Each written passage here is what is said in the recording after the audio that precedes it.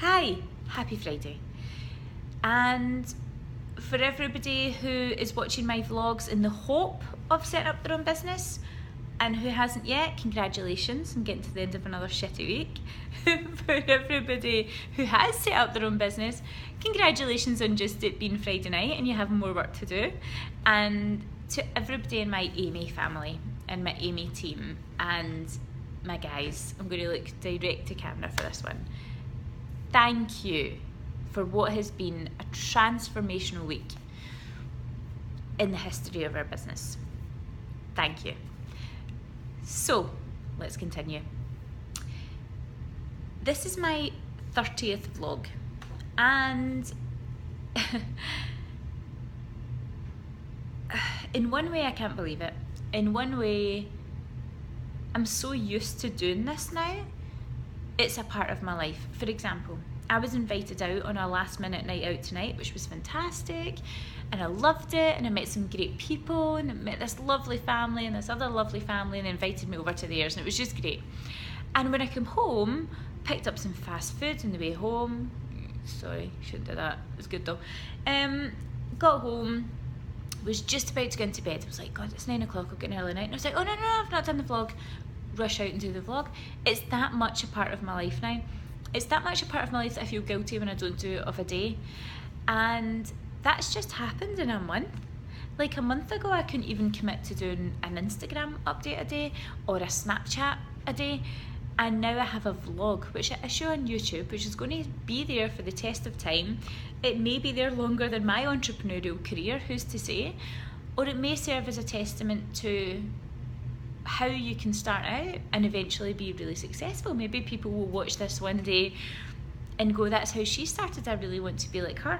Maybe people will watch it one day and go, there's that failed entrepreneur, let's not do what she did.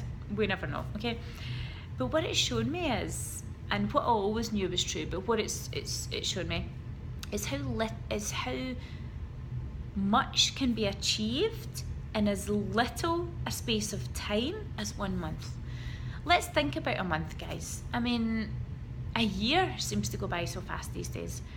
When you're a kid, right, and you get summer off at school, summer lasts forever. It's not just Bon Jovi that says that, summer lasts forever. 6 weeks? I think when we were a kid, we had 8 weeks. Please somebody correct me, but I'm pretty sure in Scotland when I was young, maybe like 1990s, we had 8 weeks at summer, right? 8 weeks or 6 weeks or whatever it is, just off, of freedom, of not having anything to do, of going out in the back and playing with your friends, and of just having this time where there was no restrictions on you, nothing was expected of you, and you could just do whatever you wanted to do. Now, every year that gets shorter. And I remember when I was in 5th and 6th year thinking, oh, the summers just get shorter. And do you know why they get shorter? Because then you get things like jobs and responsibilities and daily rituals and habits, and things creep into your life that shorten the time where you're really free, where you can do anything that you want. And I remember one particular summer, I think I must have been in about 2nd year. My sister was in 6th year and she was studying for her exams, and she was sitting out the back, and I remember her sunbathing as she was studying for her exams. Like, it must have been like a really, really warm May or June. And my sister always studied. Like, my sister's one of the most intelligent people I've ever met in my life. She's a great, just a great brain, a great intelligence about her. And I remember, I must have just been like messing about in the garden or something, and she was studying. I remember looking at her and thinking, God, I wish I had something to study. I wish I studied. Like, I wish I could study like that. Like, I could lie out in the sun and I could read books about chemistry and learn how to do this and learn how to do that. And I remember looking up to her and thinking, that's freedom. She's got real freedom because she's got something that she's enjoying doing, and I wish I was doing that. And then when I was my sister's age and I had that freedom and I had exams I should be studying for, and I was studying chemistry. I wasn't bloody studying. I was 16 years old. I was out being an idiot. And then at that time, I looked at my brother. And my brother was living in London.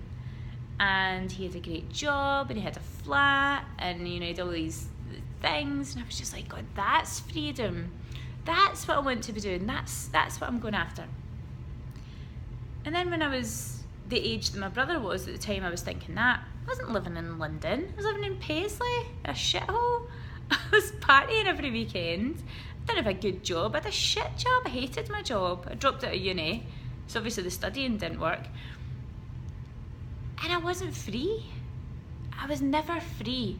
But I always looked at other people and thought, that must be what freedom is. And what I eventually discovered, not until later, until my very early 30s, was it wasn't the freedom that I was after. It was the sense of purpose and the sense of doing something that was worthwhile. And instead of finding my own sense of purpose and my own thing that was worthwhile, I just copied my brother and my sister, and I copied my friends, and I copied other people. I copied their sense of purpose and their sense of worthwhile, and I didn't really find my own. And it's been hammered home to me in the last couple of years when I have finally found, in the words of U2, what I've been looking for. And I've finally found that thing that makes me feel like I'm not a kid anymore. I've finally found that thing that makes me feel like I'm not in this eternal summer. That it's not 6 weeks off of life. I've found this thing where I feel as if I've got a purpose, and that purpose is every day, it's 365 days a year. But likewise, I'm reminded back to the time when summer was forever, and it was, as we say, 6 weeks or 8 weeks. That's a month and a half or 2 months. In this life now, where things matter and you're following your purpose and your own purpose and you know what you're doing, a month is nothing in some respects, in the sense that a month will fly by so quick.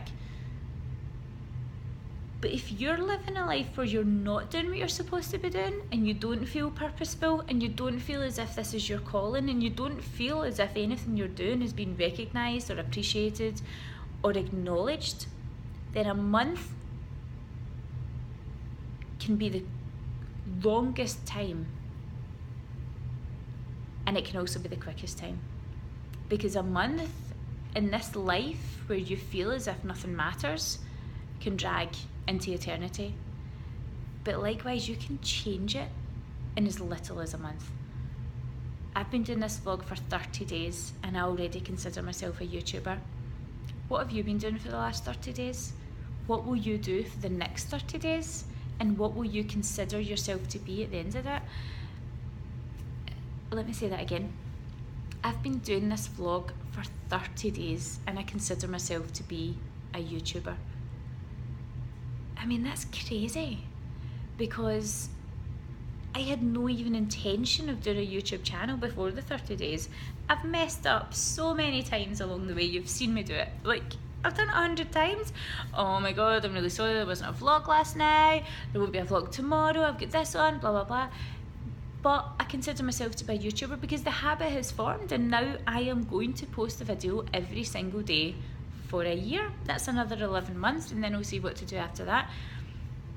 So all I want to get across today, in probably a really long-winded way, I could have said it quicker, what could you commit to just for 1 month? What could you do just for 1 month that would change things?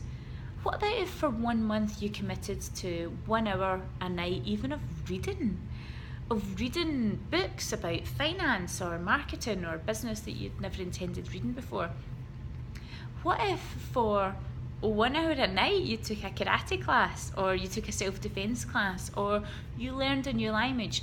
What if for 1 hour a night you did an open university course that you'd always wanted to do?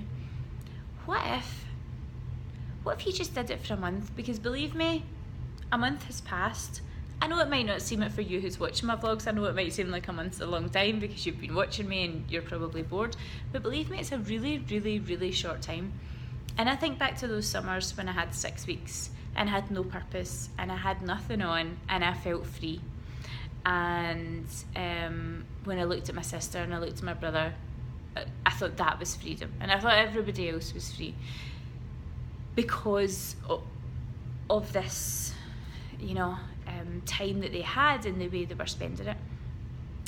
And actually what I wish I'd realised back then is that you're never more free than when you're living the life that you were designed to live.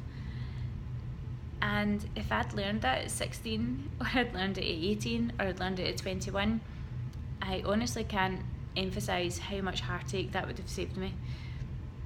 But I didn't. I learned it at 31.